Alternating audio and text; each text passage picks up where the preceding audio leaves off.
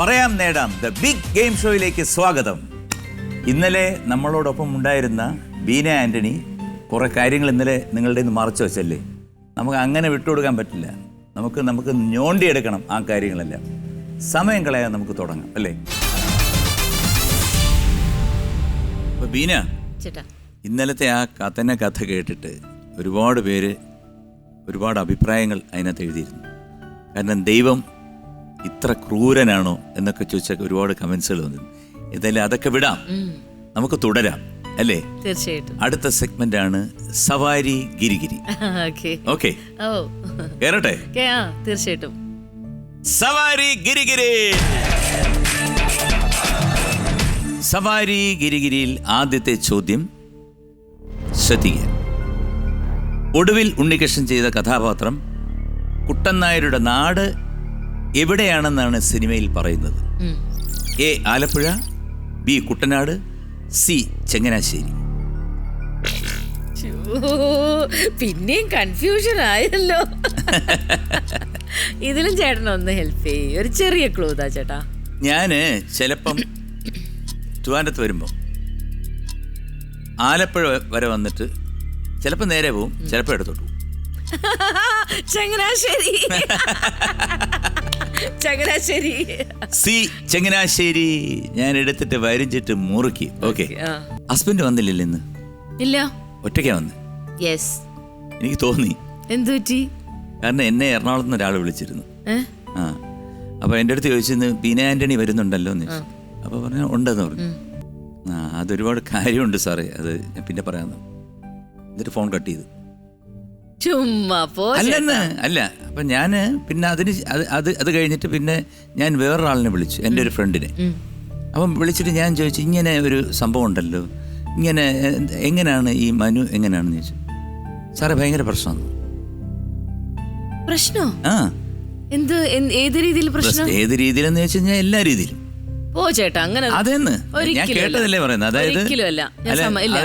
അതാര് പറഞ്ഞാലും അത് വളരെ തെറ്റാണ്. മനു പറഞ്ഞത് 24 മണിക്കൂറും ബാറിലാണ്. മനുവോ? എന്റെ മനുവോ? എന്റെ മനു അല്ല, പിന്നെ ആരുടെ മനു? ഒരിക്കലും മനു ഒരിക്കലും ബാറിൽ പോവാറില്ല, ഒരിക്കലും പോയിട്ടില്ല. എനിക്കറിഞ്ഞൂടാ. അതാര് പറഞ്ഞാലും തെറ്റാണ്. പിന്നെ ഈ പെൺപിള്ളേരെയൊക്കെ കമന്റ് അടി അങ്ങനെയൊക്കെ ഉണ്ടെന്ന്, അതൊക്കെ ഈ പ്രായത്തിൽ ശരിയാണോ അത്?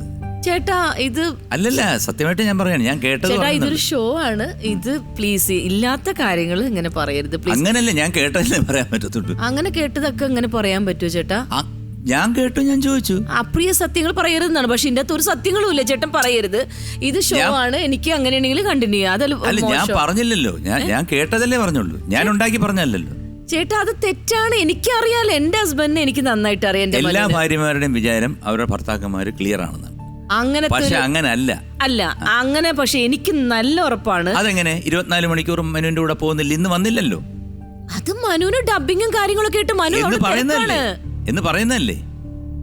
ഒന്നുമില്ല, എനിക്ക് നന്നായിട്ട് അറിയാം. എന്റെ മനു ഇങ്ങനത്തെ ഒരു കുഴപ്പവും മനുവിന്റെ കയ്യിലില്ല. അത് എനിക്കറിഞ്ഞൂടാ, ഇങ്ങനെ പറഞ്ഞു, ഞാൻ ചോദിച്ചു, പിന്നെ നിങ്ങളുടെ ഇഷ്ടം, ഞാൻ പറഞ്ഞെന്നുള്ളേ ഉള്ളൂ, കാര്യങ്ങൾ അറിയിക്കണം. ചേട്ടാ പ്ലീസ്, എനിക്ക് താല്പര്യമില്ല ഇങ്ങനെ പറഞ്ഞാൽ. ഇങ്ങനെ ഇത് പറയരുത്, ഇത് ചാനലിൽ പറയരുത്, എനിക്ക് താല്പര്യമില്ല അങ്ങനെ ഇത് കണ്ടിന്യൂ ചെയ്യാൻ. ഇത്ര ദേഷ്യം വരുന്നത് എന്തിനാ?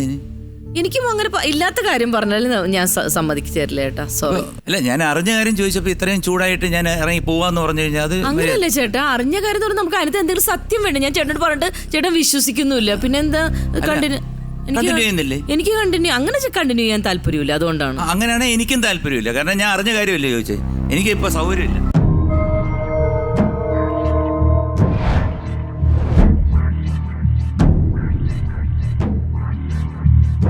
ചേട്ടാ ഒരു സെക്കൻഡ്, പോലെ ഇങ്ങോട്ട് വന്നേ.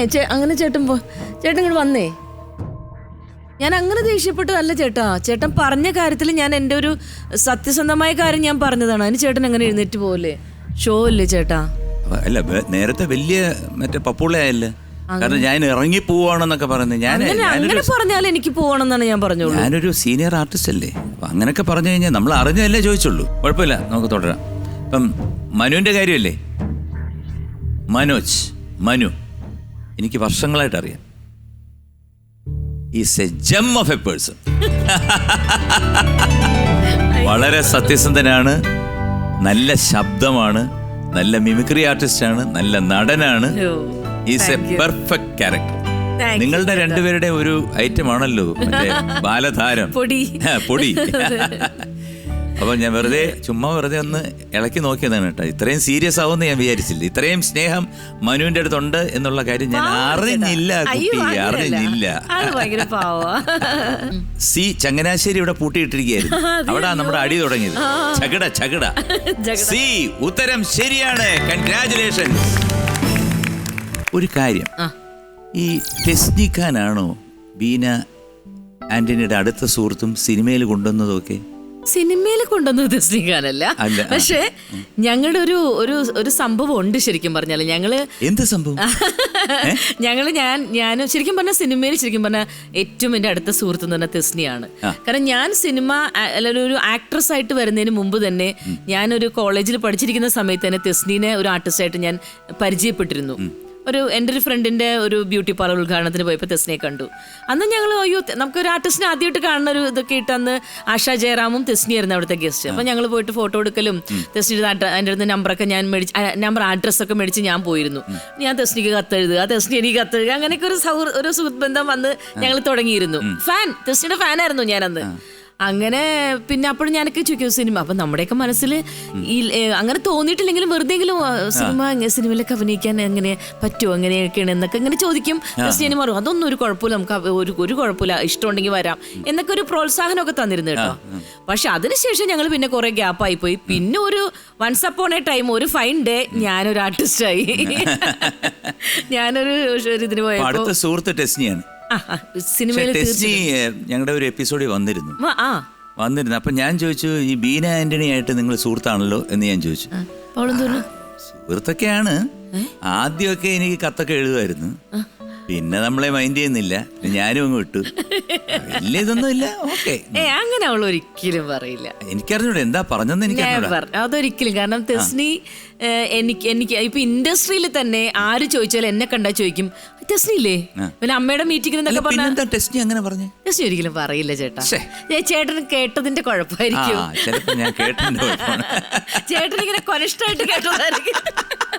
ഒരിക്കലും അവള് പറയില്ല. അവൾ എന്നെ കുറിച്ച് ചോദിച്ചാൽ എപ്പോഴും ഒരു അവൾ എന്റെ വളരെ അടുത്ത ഫ്രണ്ടാണെന്ന്. ഇരിക്കട്ടെ, ഞാൻ വെറുതെ പറഞ്ഞാണ്. Thank you. രണ്ടാമത്തെ ചോദ്യം ശ്രദ്ധിക്കൂ. ഹരികൃഷ്ണനും ജയറാം, പവിഴവും ശോഭന ഒളിച്ചോടി പോകാൻ തീരുമാനിക്കുന്ന സ്ഥലം ഏതാണ്? A Palani, B Rameswaram, C Madurai. Palani, Rameswaram, Madurai. ഒളിച്ചോടി പോവാൻ നോക്കുന്നത് Rameswaram. Rameswaram. B Rameswaram. Yes, B Rameswaram ഞാൻ എടുത്തിട്ട് പൂട്ടിയിരിക്കുകയാണ്. അവിടെ ഇരിക്കട്ടെ. പഴനി എന്ന് പറയുന്ന മുട്ട അടിക്കുന്ന സ്ഥലം. മുട്ട അടിക്കാൻ പോകുന്നു. അടിച്ചിട്ടുണ്ടോ? ഞാനല്ല, മോനെ അടിപ്പിച്ചു പോയി. അല്ല, പോട്ടെ, സ്വന്തമായിട്ട് ഞാൻ ധൈര്യം ഉണ്ടോ? ഞാൻ ക്രിസ്ത്യാനിയല്ലേ? ആയിക്കോട്ടെ. അന്നൊക്കെ ഞാനൊരു ക്രിസ്ത്യാനി കുടുംബത്തിലാണ്. അന്നോട്ട് പഴനി കൊണ്ട് മുട്ട അടിക്കുവോ? പഴനി വേണ്ടപ്പാ, വേളാങ്കണ്ണിലേ ഒഴിക്കും ഞങ്ങള്. വേണ്ട, വേളാങ്കണ്ണിയും വേണ്ട. പിന്നെ നമ്മുടെ എറണാകുളത്ത് ഇഷ്ടം പോലെ പൊളോണിക്കൊക്കെ ഇല്ലേ? അവിടെ കൊണ്ടിട്ട് അടിച്ചിട്ട് എന്തിനാണ്? അല്ല, അങ്ങനെ ഒരു നേർച്ച പോലെ. അതെനിക്ക് വേളാങ്കണ്ണിയിലായിരുന്നു ഉണ്ടായിരുന്നത്, അവിടെ കൊണ്ടടിച്ച്. അപ്പൊ നമുക്കൊരു പാട്ട് കേൾക്കാം. ഒരു ചുരാലിയ എന്നൊരു പാട്ട് സ്ഥിരമായിട്ട് പാടാറുണ്ടല്ലോ.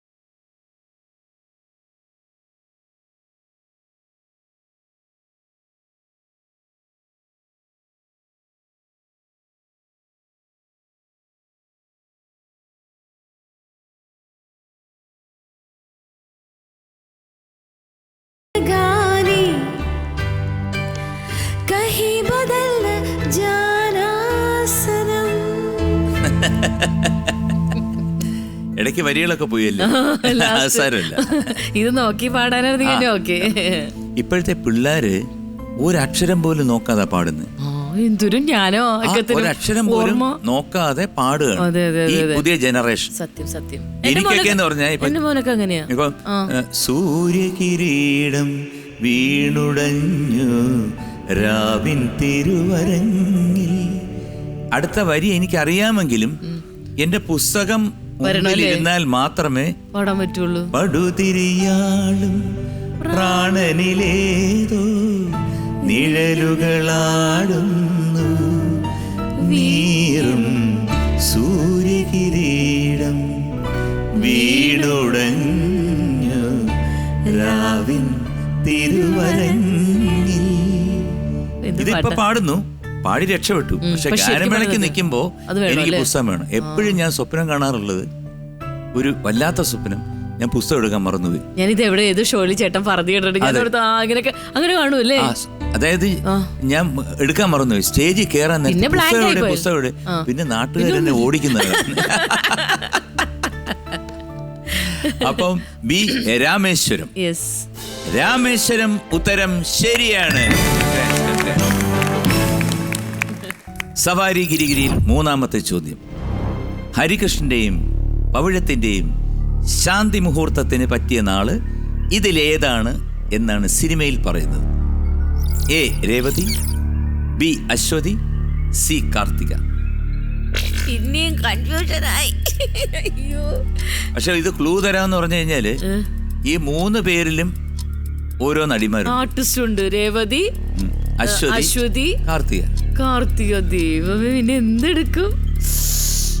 എന്നെ ഓർക്കൂ, മനസ്സിൽ ധ്യാനിച്ച് പറയൂ. ചേട്ടനെ ഓർക്കാനോ? ചേട്ടന്റെ നാളാണോ രേവതിയോ? അതെനിക്കാണ്, എന്റെ രേവതിയല്ല. അല്ലേ? ചേട്ടനെ ഓർത്താൽ എന്താ സംഭവം?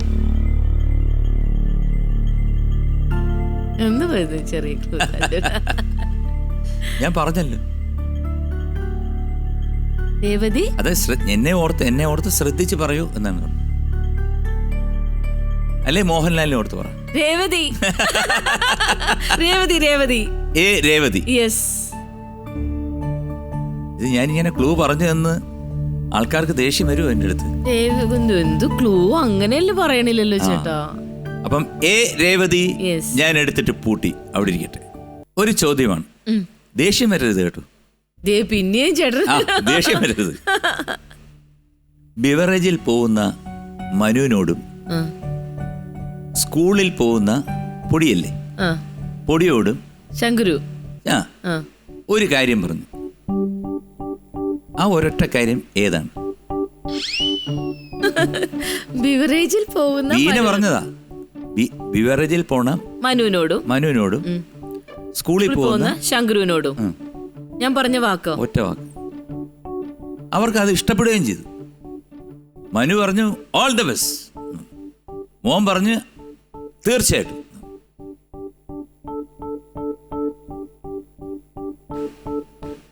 ബീന പറഞ്ഞ വാക്കാണ്.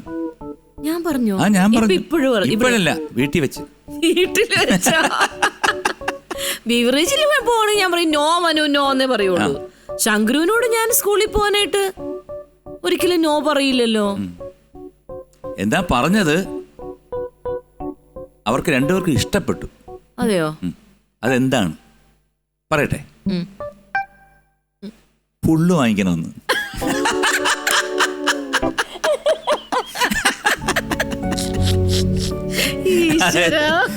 ഫുൾ മാർക്ക് വാങ്ങിക്കണം. അപ്പം എ രേവതി ഞാൻ പറഞ്ഞതെന്ന് പറഞ്ഞ ഉത്തരം ശരിയാണ്. കൺഗ്രാറ്റുലേഷൻസ്. ചേട്ടാ ഒരു ഡൗട്ട് ചോദിച്ചോളൂ, ചേട്ടനും രേവതിയാണോ? അതെ. നിങ്ങൾ രണ്ടുപേരും രേവതിയാണല്ലേ? സവാരി ഗിരിഗിരിയിൽ നാലാമത്തെ ചോദ്യം. ജനാർദ്ദന്റെ കഥാപാത്രം പ്രേമം മൂത്ത് ശോഭനയ്ക്ക് കൊടുക്കുന്ന സമ്മാനം എന്താണ്? എ മാല, ബി വള, സി മോതിരം. സി മോതിരം. ഞാൻ എടുത്തിട്ടങ്ങ് പൂട്ടി. ബീനയ്ക്ക് ഈ ആഭരണങ്ങളോട് ഇഷ്ടമാണോ? കുറച്ചെന്ന് വെച്ചാൽ എനിക്ക് ഹെവി ഗോൾഡ് ഇടുന്ന ഇഷ്ടമല്ല. അല്ലാതെ ഗോൾഡ് ആണോ ഡയമണ്ട് ആണോ? അല്ല ഡയമണ്ട് എനിക്ക് ഇപ്പോഴാണ് ചേരും ഇങ്ങനെ. അത് ഈ ഡയമണ്ട് ഇടാൻ പേടിയാണല്ലോ അങ്ങനെ. അല്ല ഡയമണ്ട് പണ്ട് അങ്ങനെ മേടിക്കാൻ നമ്മൾ അങ്ങനെ ചിന്തിച്ചിട്ട് പോലുമില്ല.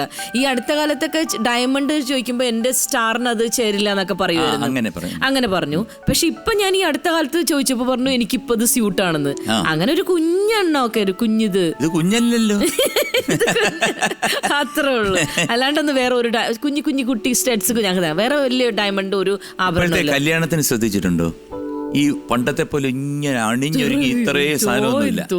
പക്ഷേ ഒറ്റെണ്ണം ഒരു 25 ലക്ഷം രൂപയുടെ ഒരു ഡയമണ്ട് അതിങ്ങനെ അങ്ങോട്ട് ഫുൾ അങ്ങോട്ട് കിടക്കും.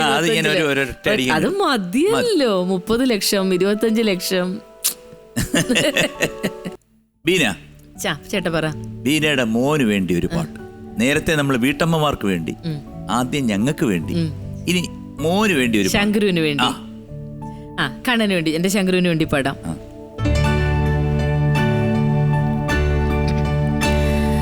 കസ്തൂരിമാൻ കുരുന്നേ തിങ്കൾ തോളിൽ ആലോലമാടാൻ ഈ രാവിൽ നീ കൂടെ വാ. കസ്തൂരിമാൻ കുരുന്നേ തിങ്കൾ തോളിൽ ആലോലമാടാൻ ഈ രാവിൽ നീ കൂടെ വാ.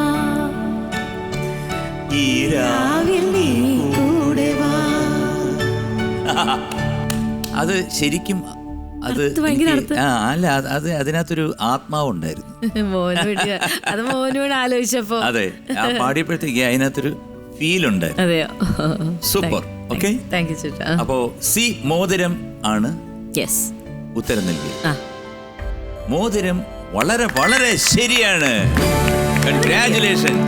അതൊക്കെ എനിക്കറിയാം. ഒരു സത്യം പറയട്ടെ, ഇവിടെ ഇന്ന് വരെ ചോദിച്ച ചോദ്യങ്ങളിൽ വളരെ ലൈറ്റ് ആയിട്ടുള്ള ചോദ്യങ്ങളാണ് എനിക്ക് കിട്ടിയിരിക്കുന്നത്. ബാക്കിയെല്ലാം ഭയങ്കര കൊനിഷ്ടാണ്. കാരണം ഒരു വീഡിയോ കാണിച്ചിട്ട് ഉടനെ പറയും നമ്മളെല്ലാം എന്താ എന്ന് വിചാരിക്കുമ്പോ ക്വസ്റ്റ്യൻ വരുന്ന വേറെയാണ്. അതായത് അതിനകത്ത് നോക്കണോ അല്ലേ, വിചാരിക്കാത്ത സാധനമായിരിക്കും ചോദിക്കുന്നത്. അതിനകത്ത് നിൽക്കുന്ന എത്ര പശു ഉണ്ട്, അല്ലെന്നുണ്ടെങ്കിൽ ഷട്ടിൽ എത്ര നമ്പർ. അപ്പൊ എല്ലാരും പറയാ എന്നിട്ട് കറക്റ്റാ. ഞാൻ ശരിക്കും പ്രാർത്ഥിക്കായിരുന്നു, ദൈവമേ എനിക്ക് കൊനിഷ്ടൊന്നും വരല്ലേ എന്ന് പ്രാർത്ഥിച്ചു. നല്ല പടമായിരിക്കണേ, ഇങ്ങനെ നല്ല കണ്ട് നല്ല ഇതുള്ള പടമാണ് നിങ്ങൾക്ക്. അപ്പം അടുത്ത സെഗ്മെന്റിലോട്ട് നമ്മൾ കയറുകയാണ്. Last segment Rajamanikyam. കേറാം. രാജമാണിക്യം. ഇതിന് ഓപ്ഷൻസ് ഇല്ല, ക്ലൂ ഒന്നും ഞാൻ തരില്ല. 10 സെക്കൻഡ് അതിനകം പറയണോ? ഓക്കെ. മേലെ പറമ്പിൽ ആൺവീട് എന്ന ഈ സിനിമയുടെ കഥ ആരുടെയാണ്? Your time starts now. 10, 9, 8, പറയട്ടെ. 7, ഗിരീഷ് പുത്തഞ്ചേരി. 5, 4, 3, 2, 1. ഗിരീഷ് പുത്തഞ്ചേരി. നോ. ആണ് ചേട്ടാ. നോ. കാരണം ഞാൻ പറയാം. ഗിരീഷ് പുത്തഞ്ചേരി സാർ എന്ന് പറഞ്ഞാൽ അറിയാം നമുക്ക് വേറൊരു മേഖലയിൽ വലിയൊരു എന്താ പറയുക ഒരു വലിയ ലെജൻഡ് ആയിട്ടുള്ള നമ്മുടെ ഒരു മ്യൂസീഷ്യനാണ്. പക്ഷെ അദ്ദേഹം നമ്മുടെ ഒപ്പില്ല. പക്ഷെ അദ്ദേഹത്തിൻ്റെ കഥയാണിത്, അത് ഉറപ്പാണ്. അത് അറിയാവുന്നതുകൊണ്ട് തന്നെ ഞങ്ങൾ ഈ പടങ്ങൾ കാണുമ്പോൾ ഇത് ഡിസ്കസ് ചെയ്തിട്ടുണ്ട്, പറഞ്ഞിട്ടുണ്ട് ഇത് ഗിരീഷ് പുത്തഞ്ചേരി സാർ തന്നെയാണ്. ഓ ചേട്ടാ അല്ല അല്ലേ? ചോദ്യം ശ്രദ്ധിച്ചില്ലല്ലേ? കഥയല്ലേ? ഞാൻ ഒറ്റ പ്രാവശ്യമല്ലേ ചോദിച്ചോളൂ. ഇതിന്റെ കഥ ശ്രദ്ധിക്കാതെ ഉത്തരം പറഞ്ഞു. അയ്യോ തെറ്റിയോ? എന്തെന്ന് ഒന്നോട് ചോദിച്ചേ? ഇനി ചോദിക്കില്ല. അയ്യോ അറിയണ്ട. അത് കഴിഞ്ഞ് ഏതായാലും പോയത് പോയി, പോട്ടെ. കാശു ഉറപ്പായിട്ട് പോവും. അല്ല ക്വസ്റ്റ്യൻ ഒന്നും കൂടി ചോദിച്ചേട്ടാ പ്ലീസ്. നോ. സുരേഷ് ഗോപി പറയുന്നല്ലേ നോ, നെവർ. ഇനി ഞാൻ ചോദിക്കില്ല. അയ്യോ ചേട്ടാ, അങ്ങനെ ചേട്ടൻ അപ്പൊ പറയണ്ടേ? ക്വസ്റ്റ്യൻ ഒന്നും കൂടി ശ്രദ്ധിക്കണം ചേട്ടാ പ്ലീസ്. അതാണ് രാജമാണിക്യം. ചോദിക്കില്ല. തെറ്റിയോ ചേട്ടാ? ഈ ബീനയുണ്ടല്ലോ ഒരു പുലിയാണ്, പുലി.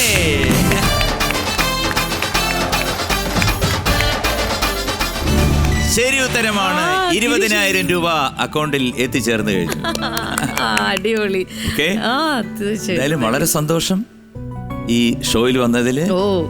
മനുവിന്റെ അടുത്തും മോന്റെ അടുത്തും എന്താണ് കൂട്ടുകാരിയുടെ അടുത്തും നമ്മുടെ തെസ്നീത്തെ അടുത്തും എല്ലാവരുടെ അടുത്തും അന്വേഷണം പറയാ. ചേട്ടനെ അതല്ലേ ചേച്ചിയോടും അതിന്റെ പ്രത്യേക അന്വേഷണം.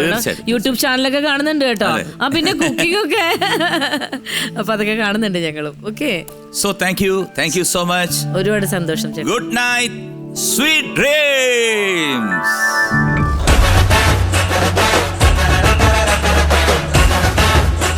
അദ്ദേഹത്തിനെ വെച്ച് ഞാൻ ഒരു സിനിമ എടുത്തു, സ്റ്റാലിൻ ശിവദാസ്. പക്ഷെ ആ സിനിമ ഒരു അട്ടർ ഫ്ലോപ്പായിരുന്നു. ശരിക്കും പറയാം, എൻ്റെ സമയദോഷം കൊണ്ടാണ്. ഞാൻ ഇന്നും മമ്മൂക്കയായിട്ട് ഏറ്റവും നല്ല ബന്ധം വെക്കുന്ന ഒരാളാണ്. അല്ല, നമ്മൾ പറഞ്ഞു കഴിഞ്ഞാല് ഓ ഈ കിളവന്മാർ രണ്ടുപേരും കൂടി ഇരുന്ന് പഴയ കാലങ്ങള് ഇങ്ങനെ അയവർക്ക് 1000 കാലുള്ള ഒരട്ട ഒരു വളവ് തിരിഞ്ഞോണ്ടിരിക്കും. അപ്പൊ എത്ര കാല് കാണും?